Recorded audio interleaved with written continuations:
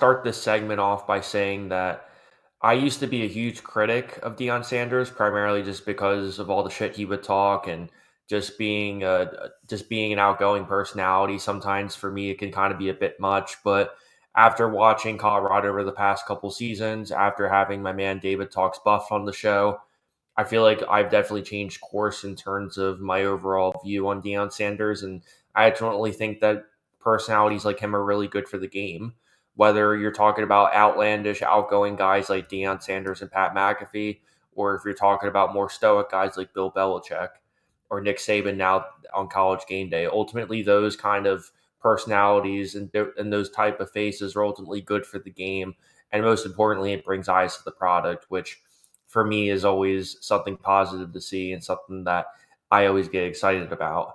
But on Wednesday, in terms of the Big 12 Media Day, obviously the big conversation was about Deion's comments, not only about tampering, but most importantly about a need for a salary cap. And I do want to preface it by saying I'm very empathetic with where Deion Sanders is coming from, especially with a school like Colorado, where before he got there, Colorado was a team that was struggling. They were hoping to get back to the '90s success under McCaffrey, and they're still finding their way over in Boulder too. And the I said this time and time again on this show, the Big 12 is one of the most entertaining conferences in all of college football, just because it's just such an enigma, and you just never really know who's going to be on top. However, the issue that I have with these comments is not only do I think there's not a need for salary cap in college football, but most importantly, like Paul Feinbaum also elaborated as well, there's just bigger issues in college football right now than salary cap right now. But I'm just going to focus on why I don't necessarily think a salary cap is necessary in college football just for this particular segment. For me, most importantly, the number one reason why you don't need it is because at the end of the day, the issue with college football right now is you just can't have college football feel too much like the NFL. And when you implement things like this, it just slowly becomes that way. And we can even see college football doing this subtly. We can talk about how players are getting paid now. We can talk about the 2 minute rule in college football. So not only the rules are changing, but also just everything outside of that too. And quite frankly, it's frustrating as a fan because I always say to myself at the end of the day, I always ask myself as a college football fan, as somebody who covers a sport, with however perspective I want to put on it, I always say to myself, how can college football distinguish themselves from every other sports program or thing that you want to watch in the world? That's how I always ask myself. And to me, it seems like when we come up with these kind of ideas, it's just slowly being stripped away from all the things that I think people love about college football, whether it's the tradition, whether it's the passion, whatever spin you want to put on it. I think to me, if you implement a salary cap, it almost becomes too even in a sense. And I'm not saying that teams can't have equality. I'm not saying that certain programs deserve an advantage over others, but the reality is you can't control who invests in what. In fact, I think if you really want to sit here and talk about money, the real issue isn't that there's a salary cap. The real issue is that these private equity firms are investing in these programs tens and tens of millions of dollars behind the scenes, and nobody seems to bat an eye about it. If you ask me, that's the real fundamental problem with college football right now. It's not the fact that they're talking about a salary cap. It's not the fact that there's teams who are investing 20, $30 million in their programs. Again, I think that's pretty crazy for a college football team. But at the same time, people are gonna pay it.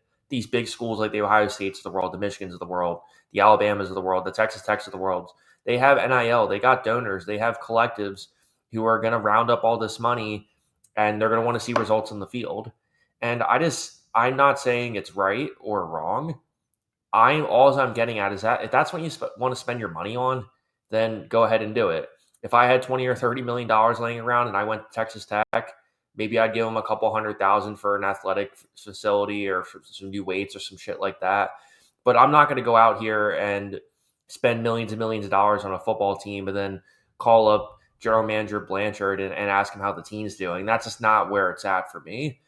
I think for me, when I look at a salary cap, I just ask myself, it just doesn't really seem necessary because at the same time too, there's already so many college football programs out there that aren't even making money to begin with. So not only are there so many programs right now that are barely even breaking even, but now you're asking them to spend a certain amount of money. It's just not going to fly, because when at the end of the day, you just can't compare teams like Cal or Stanford or UCLA compared to Michigan, Ohio State, Penn State. It's just not comparable. So to me, dummying down how much money that these big powerhouse programs can pay compared to what these little schools can do, it's just too much. It's just too much of a pendulum to really kind of enforce that. And that's another thing too. Who's going to enforce a salary cap when the NCAA isn't taken seriously anymore? Until somebody like a Nick Saban or a Mac Brown or some other third party decides to step up and be the commissioner, there's just so many other things in college football right now that we need to do that is outside of a salary cap.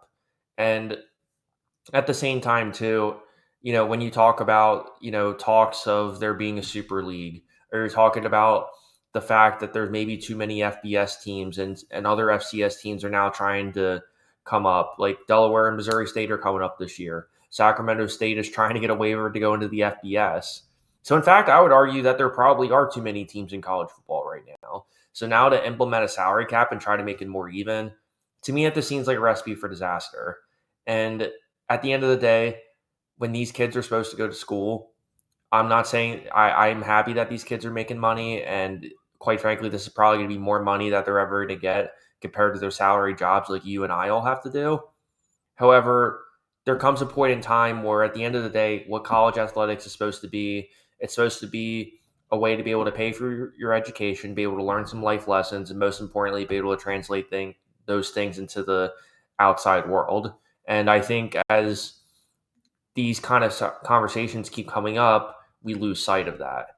And I do think Deion Sanders does a phenomenal job at kind of honing that all together, because any press conferences that he always gives, even his introductory conference with Colorado back a couple years ago, that's like one of the things that he really honed in on that quite frankly shocked me, and definitely something that I definitely gave a new respect for, was the fact that he honed in on, hey, these kids have to have discipline. Hey, these kids are going to follow these rules. And if you're not going to do it, then you're out of here. And I understand the frustration. And I think it is rightfully so that all these programs are paying tens of millions of dollars to do this. But at the end of the day, there's just no way to enforce it.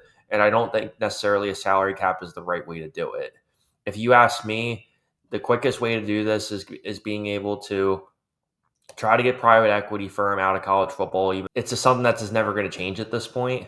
And most importantly, the biggest thing that I think could really make the game more even is the transfer portal. I've said this over and over again. It should be this simple. This is the way it should work. You get one free transfer, regardless of the circumstance. And anything after that, the only way that you can leave as a player is if your head coach gets fired or if he leaves for another job. Those are the only two circumstances where you're allowed to leave. And you get one free transfer, and that's it. If they implemented that alone, that would make the game way more even. And I think this whole salary cap situation wouldn't be discussed as much if they fixed the issues with the portal, if they really had some more enforcement in terms of tampering and in terms of all these other issues that are kind of at bay. And